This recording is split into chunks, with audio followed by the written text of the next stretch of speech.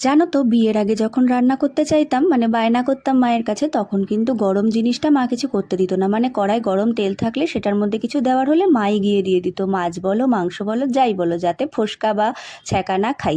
এখন কিন্তু এই জিনিসগুলো মা বোঝে যে মেয়েকে এখন হয়তো কত ছ্যাঁকা খেতে হয়। সত্যি কথা বলতে প্রচুর ছ্যাঁকা পোড়া হাত কাটা এই জিনিসগুলো আমার সাথে হতেই থাকে।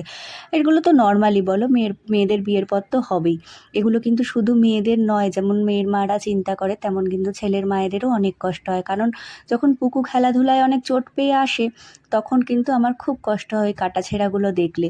কিন্তু আমি জানি যখন ও বড় হয়ে কাজ করবে তখন এই কাটাছেঁড়াগুলো আমার থেকে লুকিয়ে যাবে। যেমন ওর বাবা এখন কোথাও কেটে ফেটে গেলে তখন ওর মাকে আর দেখায় না, কিন্তু চোট তো ও পেয়ে আসে, তাই না? তখন তো ছোটোবেলার মতন যত্ন তো মারা বড় ছেলেদেরও করতে পারে না, তাই না? যেরকম মেয়েদের শ্বশুরবাড়ি পাঠাতে হয়, সেরকম ছেলেদেরও তো কাজের মধ্যে পাঠিয়ে দিতে হয়। যাই হোক, আজকে সকালবেলায় ছ্যাঁকাটা খেয়েছি তাই তোমাদের সাথে এত কিছু বললাম। এদিকে দুদিন আগে কিন্তু পুকুও খেলার ওখানে একটু চোট পেয়েছে, সেটাও তোমাদের সাথে শেয়ার করব।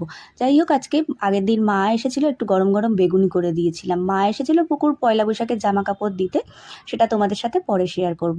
আর ওদিকে সকালে উঠে মনে হলো ঘরের ড্রেসিং টেবিলটা বড্ড অগোছালো হয়ে থাকে মাঝে মাঝেই। সবসময় তো এগুলো আর গোছানো হয় না, বাইরের ঘরের কাজকর্ম করে যখনই সময় পাই তখন গোছাই। কিন্তু ঘরের মাঝখানে অগোছালো বেশ কদিন ধরে মনে হচ্ছে দেখতে ভালো লাগছে না, তাই পাশের ঘরে যেই ঘরে জামা কাপড় থাকে সেই ঘরে সেটাকে শিফট করে দিয়ে একটা টেবিল সামনের ঘরে নিয়ে এসেছি। ওই জায়গাটা ফাঁকাও নেই, একটা টেবিলের মধ্যে ফোন টোনগুলোও চার্জ দেওয়া যাবে, সেটাও তোমাদের সাথে দেখিয়ে দেবো। যাই হোক, তোমাদের সাথে কথা বলতে বলতে আমি বাজার করে নিয়ে এসে কিন্তু রান্নাও করে নিয়েছি। প্রচণ্ড রোদ এখন। পুকুর বাবা আমাকে বলেছে দিনের বেলায় বাজার যেতে না, কিন্তু দিনের বেলায় বাজার না গেলে আমার যেন শান্তি হয় না। যাই হোক, সকালবেলায় বাজারে গিয়ে কলমি শাক, ফ্রেশ জিনিসগুলো পাই তাই না, কলমি শাক নিয়ে এসেছিলাম, লাউ নিয়ে এসেছিলাম, কলমি শাক ভাজা, লাউ ঘন্ট চিংড়ি মাছ দিয়ে, আর ট্যাংরা মাছ পেয়েছিলাম খুব সুন্দর, তাই ট্যাংরা মাছ আলু বেগুন পটল দিয়ে একটু রসা রসা করেছে। আর এই যে হচ্ছে ঘরের লুকটা।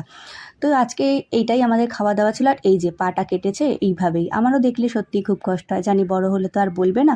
আর আমারও কিন্তু হাতটা ফোস্কা পড়ে গেছে। এইগুলোই তোমাদের সাথে ছোট ছোট জিনিসগুলো শেয়ার করতে বেশ ভালো লাগে। বোরোলিন লাগিয়ে দিচ্ছি বলে ওই রকম ছটফট করছে, আসলে হাত পাটা শুকিয়ে গেছে অনেকটা, আর একটু হলেই কমে যাবে। আজকের মতন টাটা।